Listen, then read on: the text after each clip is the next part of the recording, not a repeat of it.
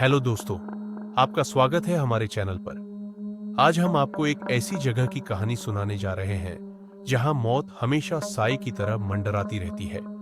मुर्दा घर। ये कोई आम जगह नहीं, बल्कि ऐसी जगह है जहां जिंदगी दम तोड़ देती है और मौत की सिहरन हर दीवार पर महसूस होती है। रात गहरी हो चुकी थी। घना अंधेरा चारों ओर पसरा था और हवाओं में अजीब सी सर्दी घुली हुई थी, जैसे किसी ने अभी अभी मौत को महसूस किया हो। अस्पताल के पीछे बना पुराना मुर्दा घर वीरान और सन्नाटे में डूबा पड़ा था। वहां कोई जाना पसंद नहीं करता था, क्योंकि लोग कहते थे कि वहां कुछ बहुत अजीब और डरावना होता है।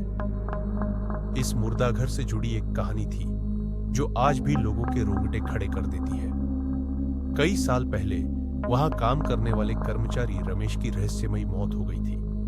किसी को नहीं पता कि उसके साथ क्या हुआ, लेकिन उसके बाद से यहां अजीब घटनाएं घटने लगी। रात में खुद ब खुद खुलने और बंद होने वाले दरवाजे, ठंडी हवा के झोंके, बिजली का अचानक गुल हो जाना और किसी के चलने की धीमी धीमी आवाजें। ये सब मानो किसी अनदेखी शक्ति की मौजूदगी का एहसास दिलाती थी। आज की रात रवि की ड्यूटी मुर्दा घर में थी। रवि अस्पताल में नया था। उसे इन कहानियों पर भरोसा नहीं था। उसने खुद से कहा, अरे ये सब सिर्फ मन का वहम है, कुछ भी नहीं होता यहाँ।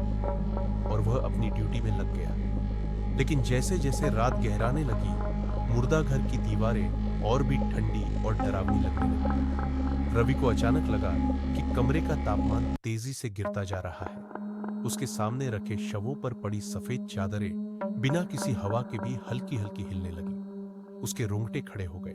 उसने जल्दी से इधर उधर देखा, लेकिन वहां कोई नहीं था। तभी किसी ने उसका नाम पुकारा। रवि का दिल जोर जोर से धड़कने लगा। उसकी सांसें तेज हो गई। वह झट से मुड़ा, पर वहां कोई नहीं था। धड़ाम! अचानक मुर्दा घर का एक स्टील का दरवाजा जोर से अपने आप बंद हो गया। रवि की आंखें भय से चौड़ी हो गई। अचानक टेबल पर पड़ा एक शव धीरे धीरे हिलने लगा।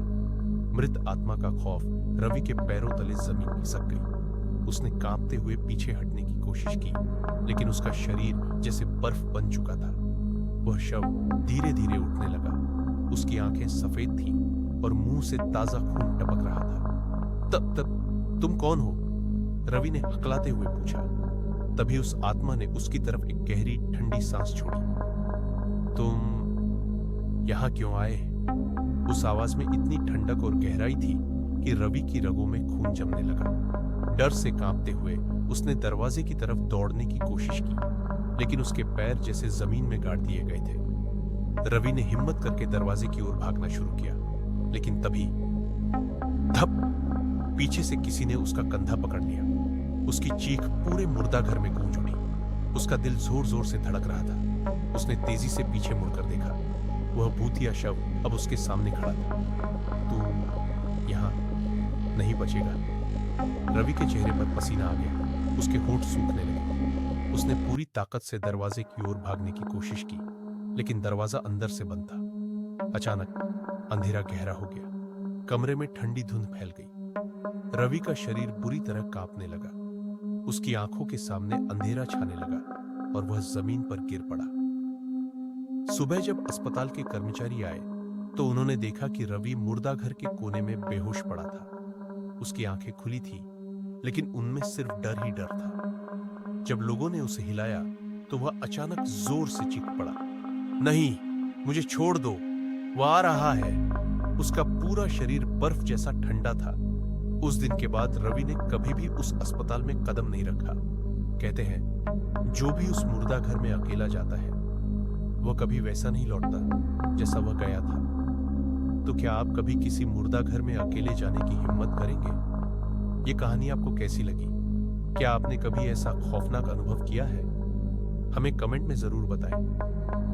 अगर आपको यह कहानी पसंद आई हो तो वीडियो को लाइक और चैनल को सब्सक्राइब जरूर करें। अगली बार एक और डरावनी कहानी के साथ मिलते हैं। तब तक के लिए अंधेरे से बचकर रहना, क्योंकि कभी कभी जो दिखता नहीं वही सबसे ज्यादा डरावना होता है।